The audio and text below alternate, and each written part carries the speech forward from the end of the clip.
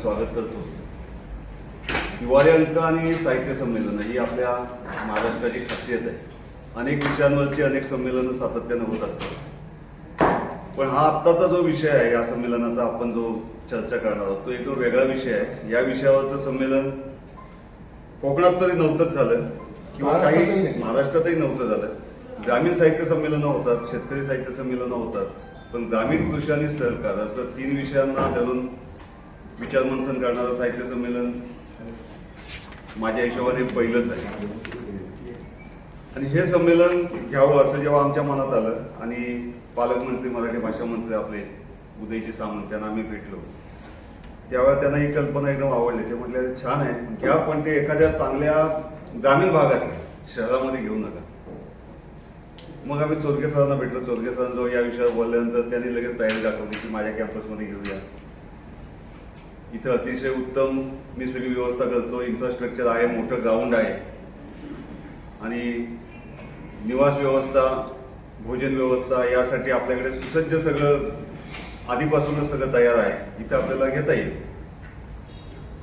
नंतर मग आता या विषयासाठी अध्यक्ष कोण शोधायचा, कारण नुसतं साहित्यातला अध्यक्ष शोधून चालणार नव्हता. थोडासा या विषयाचा त्याला पाया असावा किंवा या विषयाशी संबंधित असावा. असा जेव्हा विषय पुढे आला तेव्हा मग पुन्हा आमच्यासमोर नाव आलं ते चोरगे सरांचंच. कारण चोरगे सर आरडीसी बँकेचे जरी चेअरमन असले किंवा त्यांच्या शिक्षण संस्थेचे अध्यक्ष असले तरी साहित्यिक म्हणून ते आम्हाला अधिक परिचित आहेत. वाचनालयाचे 1-2 पुरस्कार सुद्धा त्यांच्या काही पुस्तकांना मिळालेले आहेत आणि त्यांचे विषयही असेच आहेत. ग्रामीण कृषी आणि सहकार या विषयावरचीच त्यांची जवळजवळ 40 पुस्तकं आहेत. मग आम्ही पुन्हा एकदा त्यांना विनंती केली की सर तुम्ही अध्यक्ष व्हाल का, असं आपण केलं तर सर म्हणायला लागले तुम्ही जर माझ्याच संस्थेत करताय आणि मीच अध्यक्ष, ते दिसायला योग्य नाही होणार, ते चुकीचा अर्थ काढला जाईल त्यातून. पण मग आम्ही सगळ्यांनी विनंती केल्यानंतर सर त्याही गोष्टीला तयार झाले. नंतर निखिल सरांना आम्ही विनंती केली की तुम्ही मुख्य सचिव म्हणून काम करा. हे सगळं तिथंच व्हायचंय. हां, तिथंच व्हायचं आणि तुमच्या संस्थेतले कर्मचारी आणि सगळ्यांची आपण मदत घेणार आहोत. निखिल सरांनी मान्यता दिली आणि मग निखिल सर प्रमुख कार्यवाह आणि सर या संमेलनाचे अध्यक्ष. मग या संमेलनाचं स्वागत अध्यक्ष कोण असावं? मग देशपांडे सर म्हटले की एखादा राजकीय व्यक्ती असण्यापेक्षा या क्षेत्रातला एखादा चांगला माणूस कोणी मिळतोय का बघूया. आणि मग संजय भावेंचं नाव आमच्यासमोर आलं. कोकण कृषी विद्यापीठाचे कुलगुरू संजय भावे आमच्या विनंतीला मान देऊन त्यांनी स्वागताध्यक्ष व्हायचं पण कबूल केलं. असे सगळे छान योग जुळत गेले आणि मग अनेक माणसं त्याला जोडली गेली. पोपटराव पवारांसारखा माणूस यायला तयार झाला. पद्मश्री पोपटराव पवारांना प्राध्यापक गोंदबरे आणि धीरज वाटेकर दोघे जाऊन भेटले. त्यांनी म्हटले की मला ही कल्पना अतिशय आवडली, खूप उत्तम आहे, पण परिसंवाद वगैरे थोडेसे ग्रामीण विषयाशी संबंधित ठेवा किंवा शेतकऱ्यांना उपयोग होईल असं ठेवा. अशा काही सूचना चर्चा झाल्या. त्यांनी यायची तयारी दाखवली.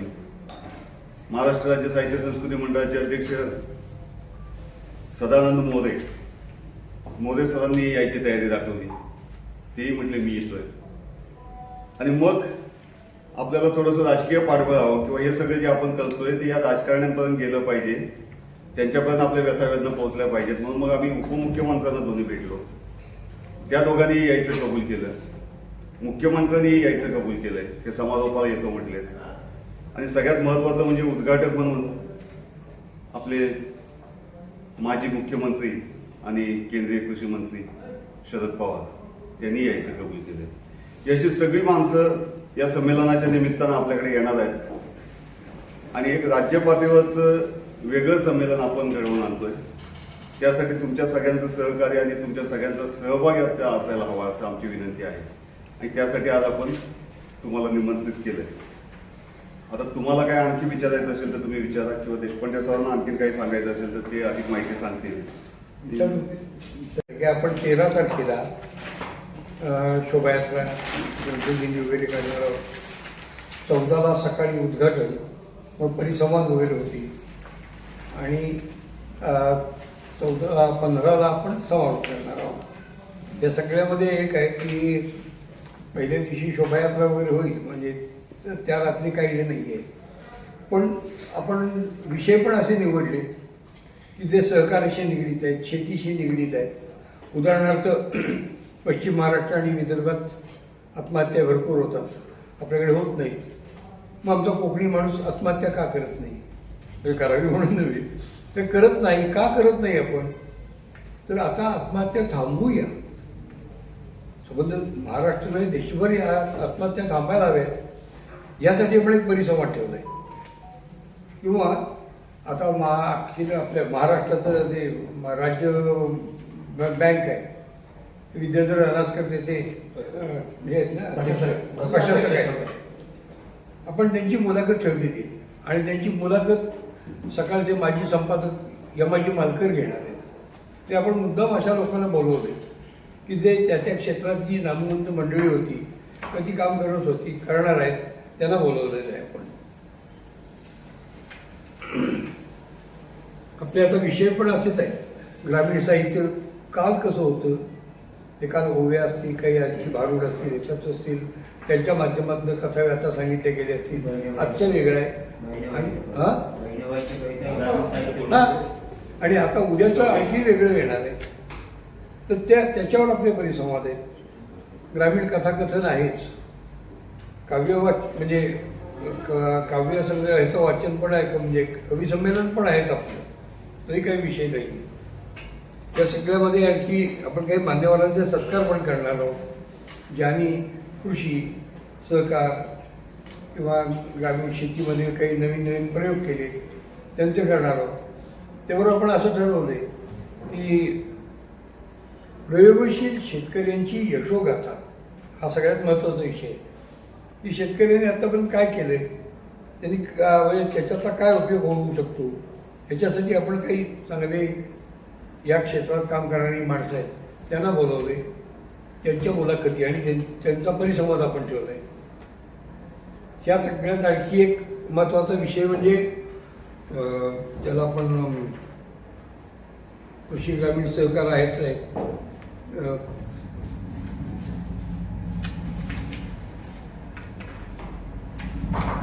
म्हणजे कुठे कुठे कुणी साहित्य क्षेत्रात आहे, कुणी सहकार क्षेत्रात काम केले, कुणी ही शेतीमध्ये काही प्रयोग केलेले आहेत.